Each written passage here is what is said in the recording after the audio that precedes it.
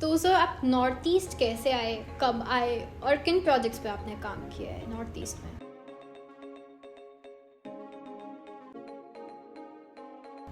Have you ever wondered what goes behind the scenes of those lavish hotels that you visit? Well, today is a lucky day as we'll be diving deep into the world of hotels with one and only Mr. JP Roy, an ex-hotelier turned entrepreneur.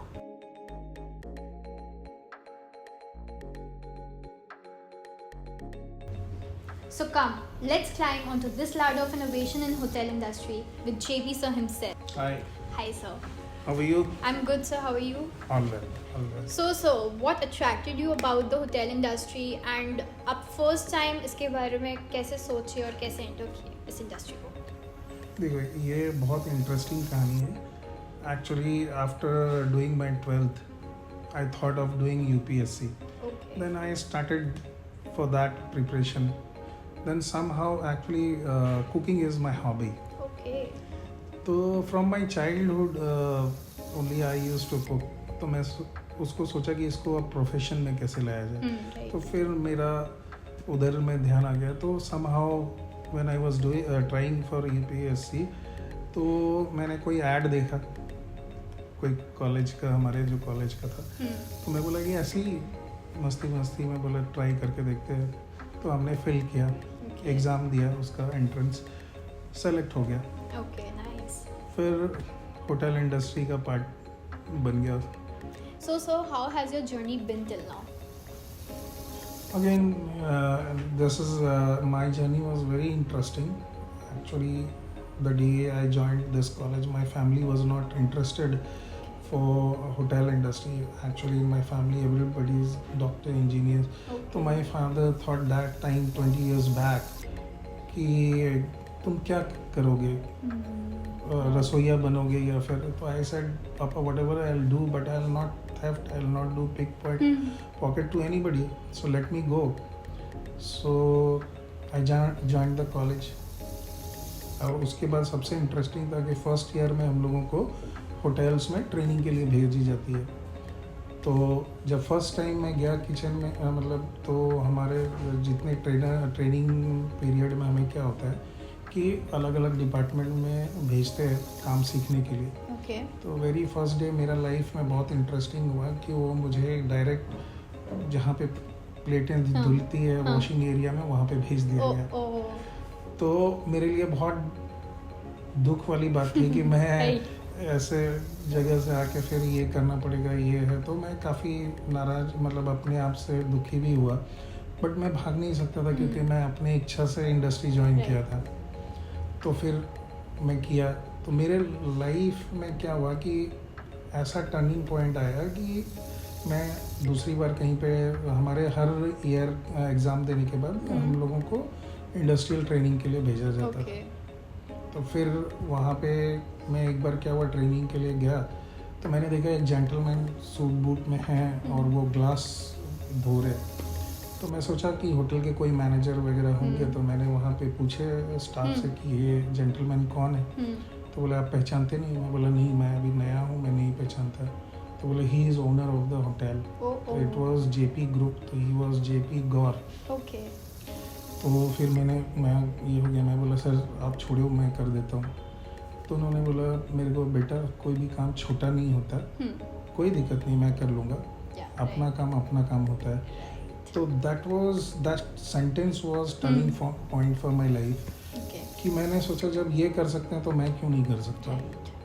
और यकीन मानिए उस दिन और आज का दिन मुझे अपने कोई भी काम खुद के काम में शर्म नहीं आती. और उन्होंने मतलब उनका एक सेंटेंस उनको पता भी नहीं होगा शायद कि उनके एक पॉइंट से मेरा लाइफ चेंज हो गया.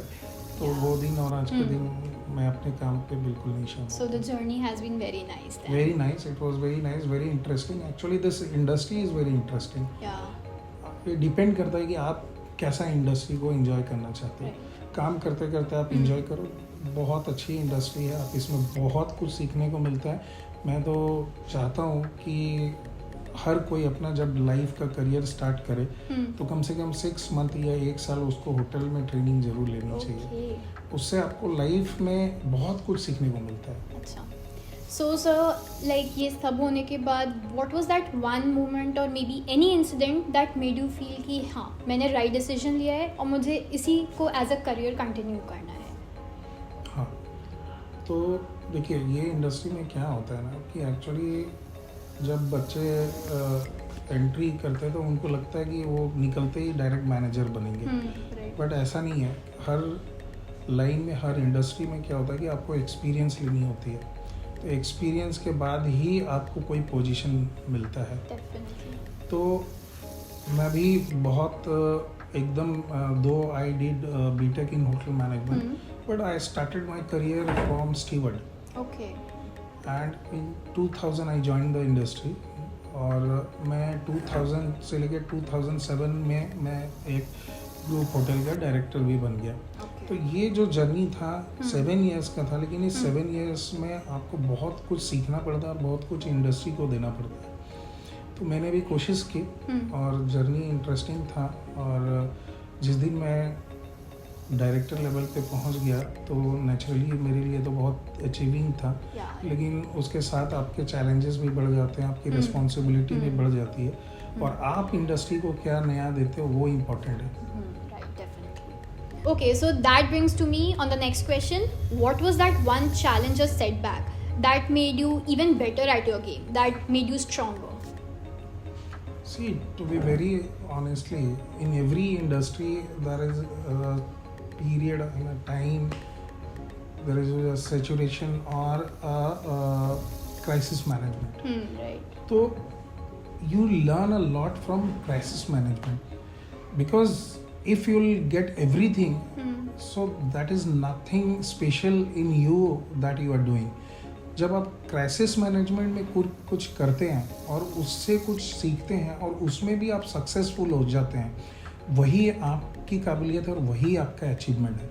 अगर हर चीज़ आपको 100% मिल जाए और आप कुछ करते हो तो that is not your achievement. तो आप अचीवमेंट या फिर आप सक्सेसफुल तब बनते हो कि आप क्राइसिस मैनेजमेंट में कितने अच्छे सिचुएशन को हैंडल करते हैं और गेस्ट को पता नहीं चलता, और गेस्ट जो चाहते हैं, क्योंकि उनकी रिक्वायरमेंट होती है कि जो वो चाहें वो उनको मिले, और उन्हें पता भी नहीं चले कि you are running in crisis management. Background में क्या हुआ वो उनको नहीं पता चलता। तो बैकग्राउंड में क्या होता है ना, देखिए हमारी जो इंडस्ट्री है ना, वो पूरा एक स्टेज में जैसे एक्टर एक्ट करते हैं ना, कि बाहर एक्ट कर रहे हैं लेकिन पीछे से कोई उनको इंस्ट्रक्ट कर रहा है, जैसे एक बैकग्राउंड में कुछ और भी चीज़ें चलती है। तो हमारी इंडस्ट्री भी वैसे ही होती है, सामने आप देखते हो कुछ, लेकिन बाहर अंदर में बहुत सारे चैलेंजेस होते हैं। हमारे लिए तो हर मोमेंट चैलेंजिंग है, लेकिन इस चैलेंज में भी हमें हर किसी को हैप्पी करके भेजना है, हर किसी को सेटिस्फाइड करके भेजना है, क्योंकि ये हमारे इंडस्ट्री में बोलते हैं कि गेस्ट इज गॉड। तो हम लोग तो गेस्ट बोलते हैं, हम लोग तो customer, we don't use this word customer, we use guest. तो हमें तो गेस्ट को हैप्पी करके ही भेजना है। So sir, now from a hotelier you have now become an entrepreneur. So ये चेंज कैसे आया, एंड स्पेस कलेक्टिव का आइडिया, एक्सपीरियंस सेंटर होने का आइडिया, ये कहाँ से आया? ये दो आई एम अ होटेलियर और I have spent more than 20 years in the industry. So मैंने भी बहुत सारी वाइल वर्किंग मैंने भी बहुत सारे चैलेंजेस फील किया है कि जो आपको वक्त में चाहिए मिलता नहीं है। कोई एक चीज़ मिले तो दूसरा ना मिले, टेस्ट वाइज नहीं मिले, ब्रांड वाइज नहीं मिले, तो हमारे लिए भी तो चैलेंजेस थे। तो वो सब चैलेंजेस जब होता था तो मेरे मन में एक था कि मैं भी अपना एक कोई ऐसा खोलूँ शोरूम या फिर एक्सपीरियंशियल सेंटर, जहाँ लोग टच एंड फील वाली जो बात होती है ना, कि एक्सपीरियंस कर सके, वहाँ आए, अपना रिक्वायरमेंट लिखे तो समझें कि उनको क्या चाहिए। बहुत ऐसे होटलियर हैं कि जो इंडस्ट्री में अभी जस्ट स्टेप रखे हैं, लेकिन उनको आइडिया नहीं होता कि अगर वो बार बनाए तो उसमें क्या क्या चीज़ें का ख्याल रखना चाहिए, एक किचन बनाने के लिए क्या क्या चीज़ होना चाहिए। तो सामान तो हर जगह मिलता है, लेकिन उससे आपको आइडिया नहीं मिलता है।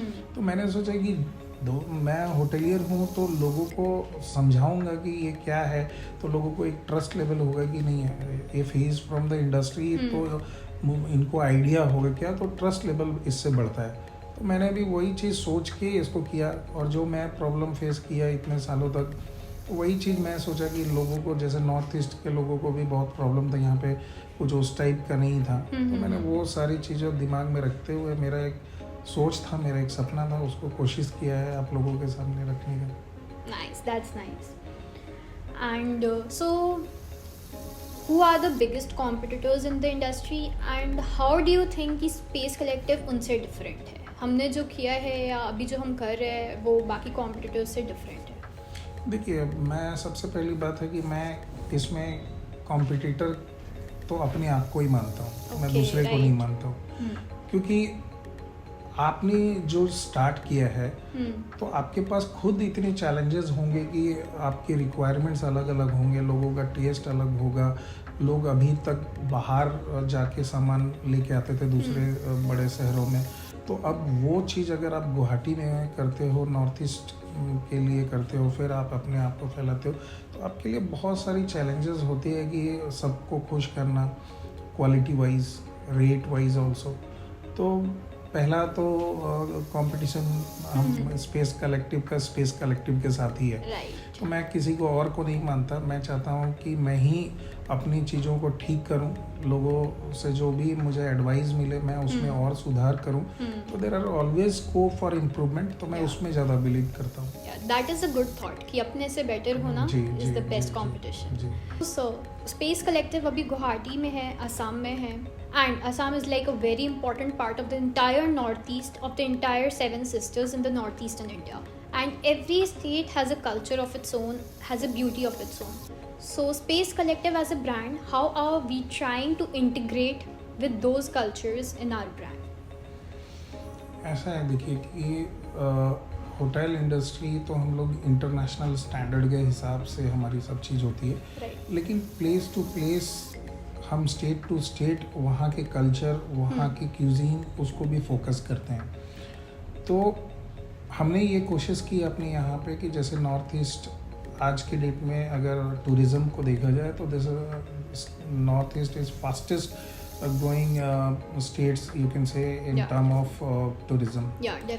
और मैं आपको बताऊँ, एंटायर इंडिया में जितने नॉर्थ ईस्ट में स्कोप है फॉर टूरिज़्म बहुत कम जगह पे है। और यहाँ पे आपको हर तरह की चीज़ें, जैसे बहुत कम स्टेट में आपको पहाड़, रिवर एंड जंगल्स मिले, आपको यहाँ पे तीनों चीज़ों का आप ये कर सकते हैं एक साथ में। तो नॉर्थ ईस्ट में स्कोप इतना है ना, अगर आप अरुणाचल चले जाएं, अगर आप मेघालय चले जाएं, तो ऐसे ऐसे जगह है जो इंडिया में बहुत शायद कम जगह पे होगा जो आपको देखने को मिलेगा। आप अगर अरुणाचल में आप तवांग का नाम अगर आप सुने, आप जानते हैं, तो अगर आप जाएंगे तो मैं ऐसा मानता हूँ कि कश्मीर से बुरा भी नहीं, कश्मीर जैसे से भी सुंदर हो सकता है शायद। तो यहाँ पे स्कोप ऑफ इंडस्ट्री बहुत है हमारे इंडस्ट्री में। और मैं जब आया था तो इंडस्ट्री में इतना कुछ नहीं था, लेकिन इधर आने लास्ट 10 इयर्स में हमारा स्टेट भी बहुत ग्रो किया है, टर्म ऑफ टूरिज़्म में भी बहुत ज़्यादा ग्रो किया है, और पूरे नॉर्थ ईस्ट बहुत ज़्यादा ग्रो कर रहा है। तो ये जो हमने स्पेस कलेक्टिव बनाया है वो सारी चीज़ों को दिमाग में रख के ही बनाया है। और हम लोग जैसे एक इंटरनेशनल स्टैंडर्ड होता है तो उसके हिसाब से तो आपको सारी चीज़ें प्लान करना पड़ता है, रखना पड़ता है, लेकिन स्टेट वाइज टेस्ट जो होता है वो उसके क्यूजिन वाइज हमने सारी चीज़ें, लाइक बैम्बू का नॉर्थ ईस्ट में बहुत ज़्यादा कल्चर है। तो हम लोग बैम्बू से रिलेटेड, और अभी के समय धीरे धीरे क्या हो रहा है ना, इको फ्रेंडली प्रोडक्ट्स ज़्यादा लोग यूज़ कर रहे हैं, और हेल्थ वाइज ऑल्सो सब, मतलब हाइजीन वाइज ऑल्सो बहुत है। तो हम लोग जैसे अभी टेराकोटा, अभी एक कल्चर स्टार्ट हुआ है, लोग टेराकोटा, जैसे पुराने समय में लोग टेराकोटा मतलब मिट्टी के बर्तनों में खाना बनाते थे, तो अभी फिर से वो कल्चर स्टार्ट हुआ है। तो हमारे पास आपको टेराकोटा के पूरा कुकिंग रेंज मिलेगा, आपको वाटर बॉटल्स मिलेगा। तो आप उसमें भी है, हमारे बैम्बू से रिलेटेड बहुत सारी चीज़ें हैं, जैसे टूथब्रश वगैरह इको फ्रेंडली आजकल चल रहे हैं। तो उसके बाद कोम हो गया, उसके बाद आपका ईयरबड्स हो गया। तो ऐसे बहुत सारी चीज़ें हैं जो इको फ्रेंडली को भी प्रमोट करता है और हमारे कल्चर्स को भी प्रमोट करता है। So it's a good thing कि कल्चर और एनवायरनमेंट दोनों एक साथ हम इनकलकेट करें अपने ब्रांड में। That's good. तो सर आप नॉर्थ ईस्ट कैसे आए, कब आए और किन प्रोजेक्ट्स पे आपने काम किया है नॉर्थ ईस्ट में? देखिए नॉर्थ ईस्ट आना भी बहुत इंटरेस्टिंग है. Actually one of my GM who was my GM, उस समय मैं as a F&B manager Pride group में काम कर रहा था. तो वो गुवाहाटी में डायनेस्टी उस समय नॉर्थ ईस्ट का सबसे बेस्ट होटल हुआ करता था. ये मैं बात कर रहा हूँ आपको 2004 की. तो वो सबसे बेस्ट होटल होता था नॉर्थ ईस्ट में.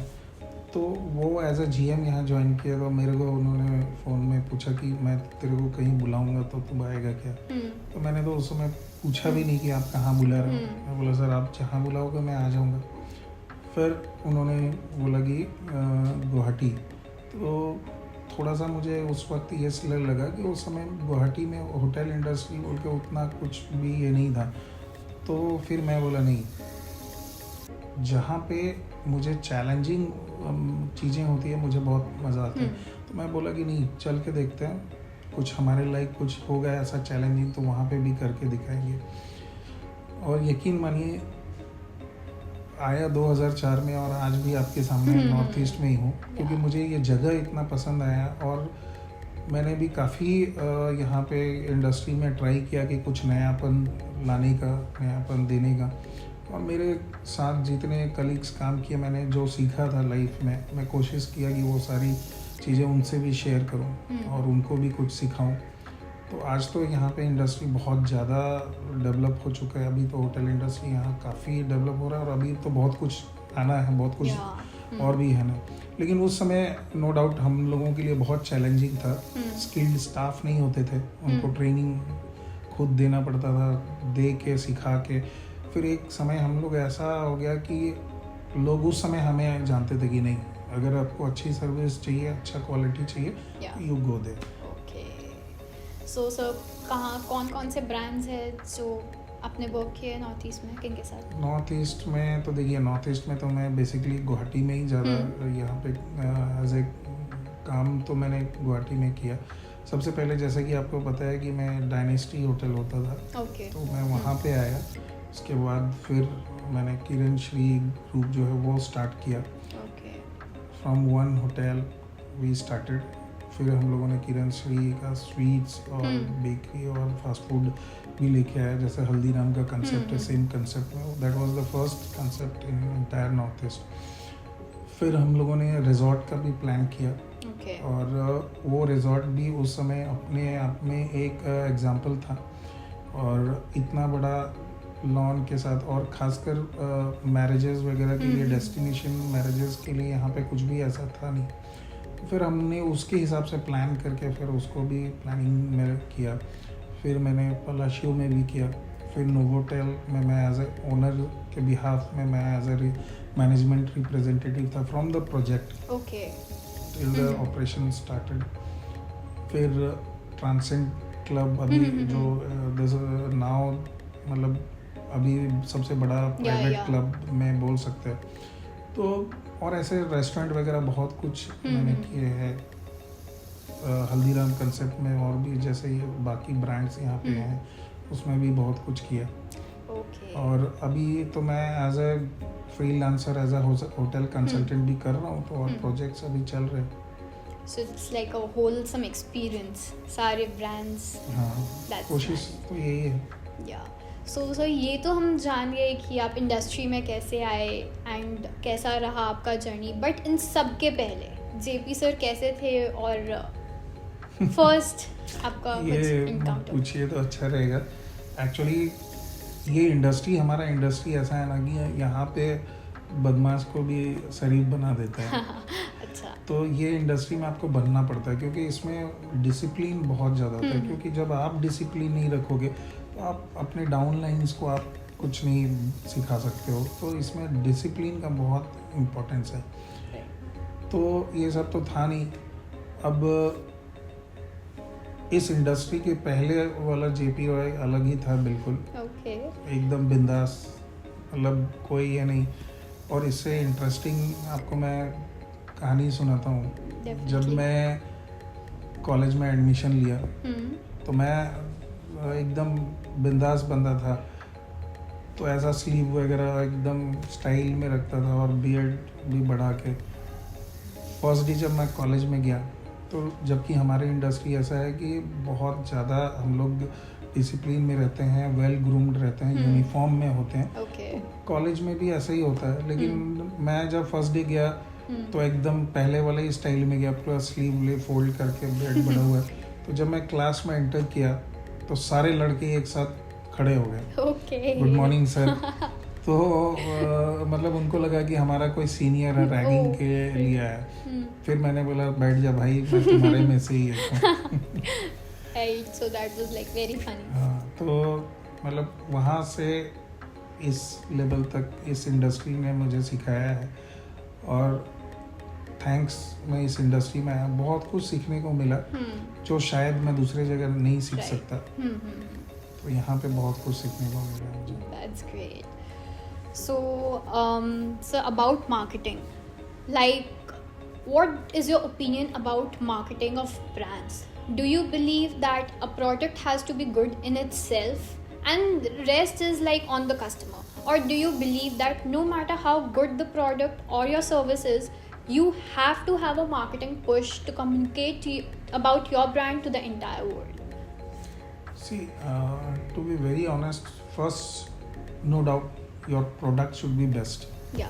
Then only you can say my product are best. But at the second hand, जो दिखता है वो बिकता है। Right. ठीक है, ये कहावत है, जो दिखता है वो बिकता है। आप इतने बड़े बड़े ब्रांड्स हैं, world wide multinational company, suppose एक एग्जांपल देता हूँ, जैसे कोक और पेप्सी, कौन नहीं जानता, सॉफ्ट ड्रिंक में सब कोई जानते हैं। लेकिन फिर उनको क्या ज़रूरत पड़ेगी एवरी सेकेंड, वो अगर मान लीजिए आज आप कोई टीवी में अगर आप 200 चैनल चल रहे हैं, तो 200 चैनल में हर 5 मिनट्स में उनका ऐड ज़रूरत क्या है, क्योंकि Coke and Pepsi every small kid also know, but उनको भी ज़रूरत है। क्यों ज़रूरत है? जो दिखता है वो बिकता है, पहली बात। सेकेंडली क्या है ना, you have to strike every moment in your customer's mind कि I am also there in market, I am also there in market, वो भूल नहीं जाए, क्योंकि इंसान का एक फितरत होता है, रात गई बात गई, बहुत चीज़ें भूल जाते हैं। हमारा मेमोरी बहुत शॉर्ट टर्म होता है, तो हम लोग भूल जाते हैं। तो प्रोडक्ट तो अच्छा होना ही चाहिए, उसके बिना आप मार्केटिंग कितना कर लोगे? अगर प्रोडक्ट ही अच्छा नहीं है तो उसमें दम नहीं होगा। लेकिन प्रोडक्ट अच्छा है, उसके साथ साथ आपको इक्वली ब्रांडिंग बहुत इम्पोर्टेंट है। तो अगर आपकी ब्रांडिंग सही है और प्रोडक्ट भी सही है, हो सकता है कि आपको टाइम लगे, नो डाउट, लेकिन जब आप आएंगे तो फिर आप सबकी खटिया खड़ा कर सकते हैं। वो तो है। तो डिपेंड करता है, और आपकी टीम भी अच्छी होनी चाहिए, ब्रांडिंग की मार्केटिंग की टीम भी अच्छी होनी चाहिए, और आपका product at the same time best होना चाहिए। 100%। सो सर, मार्केटिंग टीम की बात की है आपने अभी। The Glow is your marketing team, is your marketing agency. How has your experience been, and आपको क्या लग रहा है जो आप बताना चाहते थे दुनिया को स्पेस कलेक्टिव के बारे में, क्या वो हो रहा है और आपकी क्या एक्सपेक्टेशंस है? देखिए, जब मैंने स्पेस कलेक्टिव के बारे में सोचा तो मैं उस वक्त से ही, ये प्लानिंग मेरी पिछले 4 साल से चल रही थी स्पेस कलेक्टिव को लेके। तो मैं एक एक छोटे छोटे पॉइंट्स को भी नोट करता था कि हमें कौन सा प्रोडक्ट रखना है, क्या चीज़ लोग फेस करते हैं प्रॉब्लम। और सबसे बड़ी बात है ना कि यहाँ पे प्रॉब्लम क्या होती है, प्रोडक्ट तो आप इंपोर्ट भी कर सकते हैं, लेकिन आफ्टर सेल सर्विस कौन देगा, वो सबसे इम्पोर्टेंट चीज़ है। और ये फेस हमने काफ़ी किया है। तो मैंने सोचा कि ये स्पेस कलेक्टिव एक ऐसा ब्रांड बनाएंगे जो सिर्फ प्रोडक्ट नहीं बेचेगी, आफ्टर सेल सर्विस भी लोगों को ऐसा दे कि लोग सोचे कि नहीं, अब हमें कहीं जाने की ज़रूरत नहीं है, हमें प्रोडक्ट तो कहीं से भी मिल जाएगा लेकिन यहाँ सर्विस भी मिलेगा। तो no, we should take from Space collective.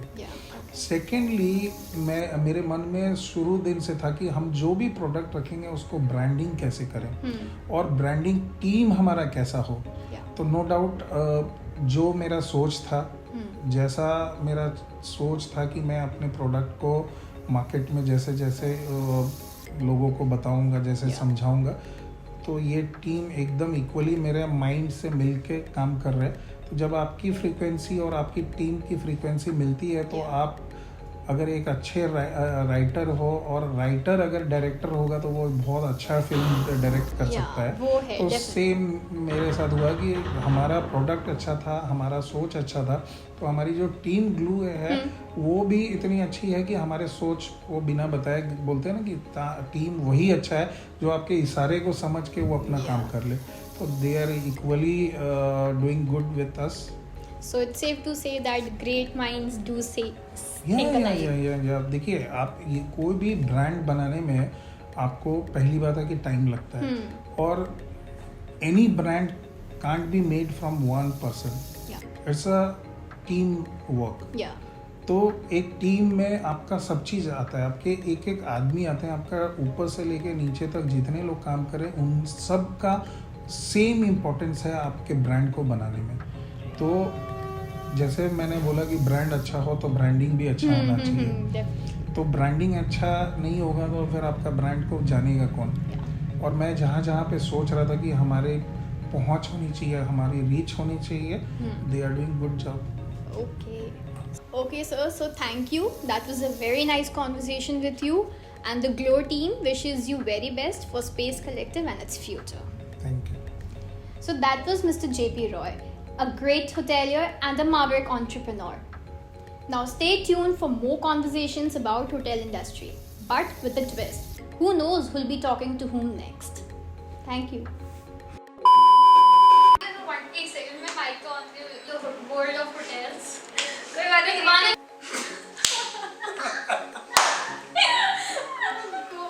मुझे नहीं पता था थैंक्स अ लॉट आने वाला है। तो तुम रुक जाओ ना, सर को ऐसा लगे कि ओके, ऐसा नहीं लगे कि तुम भागने वाले हो उसके बाद। ठीक है, ठीक है सर, कर देना।